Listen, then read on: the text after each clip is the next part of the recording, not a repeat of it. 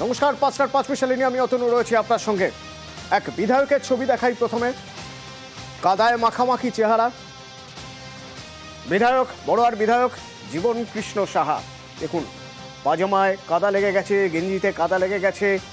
এই অবস্থা হলো কেন? এই অবস্থা হলো তার কারণ একটা পাঁচিল। বিধায়কের বাড়ির যে পাঁচিল, সেই পাঁচিল বেয়ে বিধায়ক পাঁচিল টপকে ওপাশে গিয়ে তিনি পালাতে গিয়েছিলেন। সে পাঁচিলের ছবিটা একবার দেখা যাক।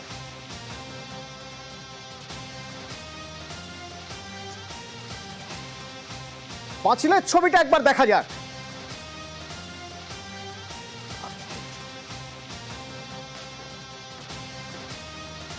এই পাঁচিল টপকে পালাতে গিয়েছিলেন বিধায়ক জীবন কৃষ্ণ সাহা।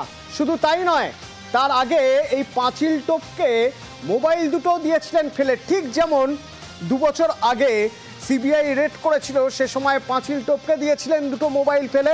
সেই মোবাইল দুটো পুকুরে গিয়ে পড়েছিল এবং এবারও তিনি সেই দুটো মোবাইল ছুঁড়ে ফেলে দিয়েছিলেন পাঁচিল টপকে। গতবার কি হয়েছিল? 2 বছর আগে সিবিআই আধিকারিকদের যথেষ্ট বেগ পেতে হয়েছিল। তার কারণ সেবার পুকুর থেকে জল ছেঁচে বার করতে হয়েছিল মোবাইল। ওই দেখুন, এবার অবশ্য অতটা চাপ হয়নি। তার কারণ ছুঁড়ে দেওয়া মোবাইল পুকুর পর্যন্ত পৌঁছয়নি, তার আগেই পুকুর পাড়ে ঝোপে আটকে যায়। কোথায় আটকে যায় না, ক্লোজ সার্কিট ক্যামেরার ফুটেজ দেখে সেখানে চলে যান তদন্তকারীরা, সঙ্গে এই জীবন কৃষ্ণ সাহা। দেখুন,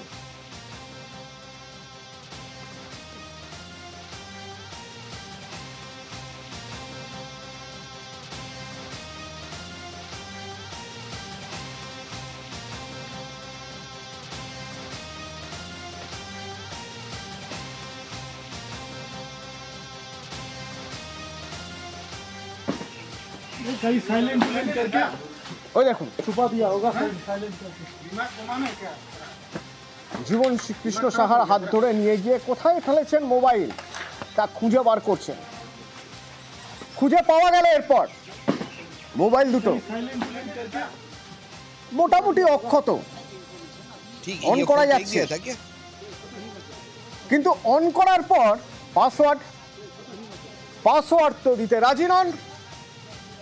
তাকে জামা কাপড় ছেড়ে আবার জিজ্ঞাসাবাদ করা হলো, তার কাছ থেকে বিভিন্ন নথি জানতে চাওয়া হলো।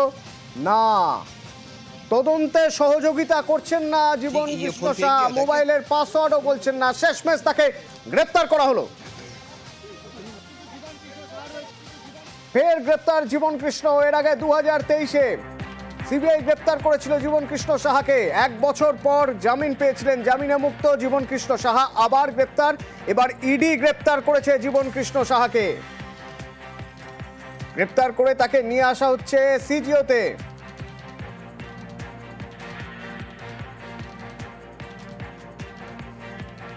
প্রায় 6.5 ঘন্টা ধরে ইডি জিজ্ঞাসাবাদ করার পর অবশেষে বড়োয়ার তৃণমূলের বিধায়ক জীবন কৃষ্ণ সাহাকে গ্রেপ্তার করে নিয়ে গেল ইডি আধিকারিকরা। ইডি আধিকারিকরা সকাল 6টার দিকে তারা এই জীবন কৃষ্ণ সাহার বাড়িতে আসে। তারপর একাধিক নথিপত্র তারা তদন্ত করে দেখেন এবং জিজ্ঞাসাবাদ করেন।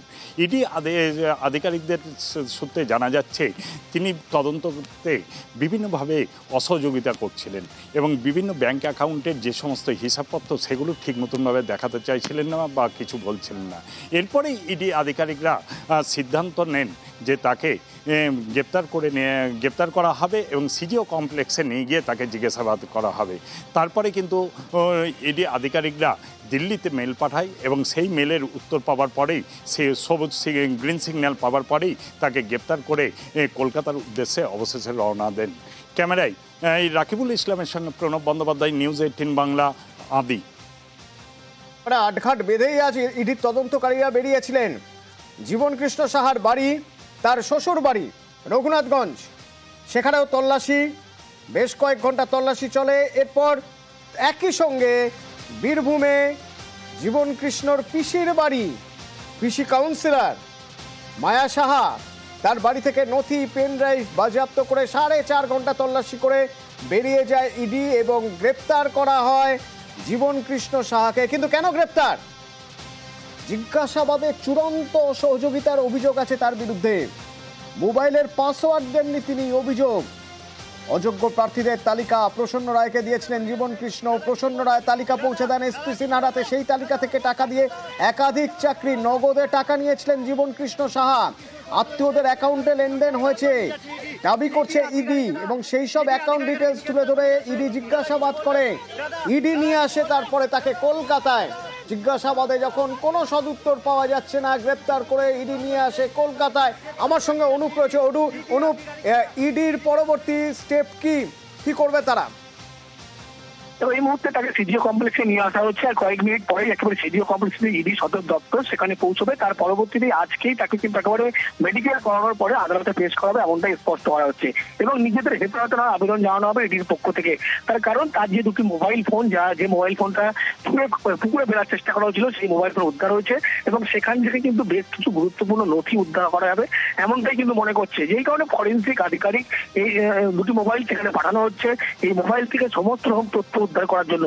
তিনি প্রথমে একটি মোবাইলের কথা জানিয়েছেন, তার পরবর্তী ক্ষেত্রে লক্ষ্য করা যায় যে তিনি বলেন যে অন্য যে মোবাইল ফোনগুলো তার নেই, এবং তারপরেই লক্ষ্য করা যায় যে তিনি ক্লোজ সার্কিট যে ক্যামেরা সেখানে ফুটেজে দেখা যাচ্ছে তিনি কিন্তু একেবারে মোবাইল পুকুরে ফেলার চেষ্টা হচ্ছে পাঁচিল টপকে গিয়ে, এবং সেখান থেকেই এই দুটো মোবাইল ফোন যখন উদ্ধার হয় তার পরবর্তীতে একাধিক তথ্য উঠে আসে। প্রচন্ড কুমার রায়ের বাড়ি যখন তল্লাশি হয়েছিল সেখানেও কিন্তু একাধিক নথি পাওয়া গেছে জীবন কৃষ্ণ সাহার বিরুদ্ধে, এবং সেখানে চাকরি বিক্রির যে টাকা ব্যাংক অ্যাকাউন্টে তার আত্মীয়দের অ্যাকাউন্টে ঢুকেছে, কোনো ক্যাশ লেনদেনের কথা বলা হচ্ছে না, একাধিক অ্যাকাউন্ট মাধ্যমে কিন্তু টাকা ঢুকে চাকরি বিক্রির টাকা। বিভিন্ন নাম্বারের সূত্র ধরে এই সমস্ত তথ্য পায়, এবং অযোগ্য যে চাকরি প্রার্থী তাদের তালিকা প্রসন্ন রায় হাত তুলে দিয়েছিল জীবন কৃষ্ণ। সেই তালিকা প্রসন্ন কুমার রায় কিন্তু একেবারে এসএসসি যিনি তৎকালীন কর্তা এসপি সিনহার কাছে পৌঁছে দিয়েছেন, এবং এই তথ্য উদ্ধারের পক্ষে কিন্তু ইডির পক্ষ থেকে তাকে জিজ্ঞাসাবাদ প্রয়োজন, এমনটাই জিজ্ঞাসাবাদে কোনোভাবেই তিনি সাড়া দেননি, তাই তাকে গ্রেপ্তার। ধন্যবাদ অনুপ। এবং জীবন কৃষ্ণের গ্রেপ্তারি নিয়ে এবার চর্চা শুরু হয়ে গেছে, রাজনৈতিক চর্চা। জগন্নাথ চট্টোপাধ্যায় খোঁচা দিচ্ছেন, ওদিকে কটাক্ষ করছেন অদিত চৌধুরী। ইডি আধিকারিকরা কিন্তু গ্রেপ্তার করে নিয়ে যাচ্ছে। দাদা কিছু বলবেন? দাদা কিছু বলবেন? ডেসপারেট এর আগেও প্রাচীরে ঝুলেছিল, পুকুরে লাফাচ্ছিল, এবারে পুকুর অব্দি যায়নি, নালাতে পড়েছে। জীবন কৃষ্ণ সাহা ছিল পার্থ চ্যাটার্জি, কালীঘাটের কাকু মানিক ভট্টাচার্যের অন্যতম বড় এজেন্ট। বীরভূম এবং মুর্শিদাবাদ জেলার সমস্ত তালিকা, টাকা তোলা, পৌঁছে দেওয়া, একটা অংশ রাখা, এই কাজটা জীবন কৃষ্ণ সাহা করতেন। জীবন কৃষ্ণ সাহার কাছে থেমে থাকলে হবে না। জীবন কৃষ্ণ সাহা কান্দি, নবগ্রাম, খড়গ্রাম এইসব এলাকার এমএলএদের দিয়ে তালিকা তৈরি করা, টাকা তোলা এবং সেই লোকেদেরকে টাকার বিনিময়ে চাকরি পাইয়ে দেওয়ার কাজ করেছেন। অর্থাৎ কান টেনেছেন ঠিক আছে, মাথাকেও টানতে হবে। যারা অপরাধী হয় তারাই তাদের তথ্য প্রমাণ লুকোনোর চেষ্টা করে। তাই নিঃসন্দেহে কথা বলা যায় যে মনোয়ার যিনি তৃণমূলের বিধায়ক, তিনি নিশ্চয়ই অপরাধ বোধে এই কাজ করেছেন। সেই মোবাইল নাম্বার পেলে তার সঙ্গে কাদের কাদের কতটা গভীর সম্পর্ক সেগুলো হয়তো জানাজানি হয়ে যাবে। তাই মানে তথ্য প্রমাণ লুকিয়ে ফেলো, সেই লক্ষ্যেই এই মোবাইল নিক্ষেপ। ভোট আসছে, ভোট আসা মানেই রাজ্যে ইডি, সিবিআই, সেন্ট্রাল এজেন্সি আসবে, এটা নতুন কিছু নয়।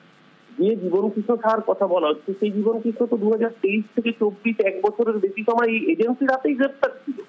তখন ইন্টারোগেশন করেনি, তখন ডেটা সংগ্রহ করেনি। আজকে ভোটের আগেই নাটক কেন? আবার বলছে মোবাইল চুরে ফেলেছে। আপনি দেখেছেন? আমি দেখেছি, কেউ দেখেনি। সিবিআই বলছে। ইডি সূত্র একসময় আমাদের বলেছিল অনুব্রত মণ্ডলের দেহলক্ষ্মীর নাকি শুরু করেছিল 50 কোটি 70 কোটি, রাস্তায় 700 কত কোটি টাকার প্রপার্টি আছে। তারপর যখন ফাইনাল চার্জশিট দিয়েছিল দেখা গেল 17 লক্ষ টাকার প্রপার্টি অ্যাটাচ করেছে। 700 কোটি বলে 17 লক্ষ টাকার প্রপার্টি অ্যাটাচ করা, এই হাস্যকর বস্তা পচা অপযুক্তিগুলো বাংলার মানুষ আর খাচ্ছে না। আমি ওনাদেরকে বলবো ওনারা ভালো করে একটু স্ক্রিপ্টটা লিখুন।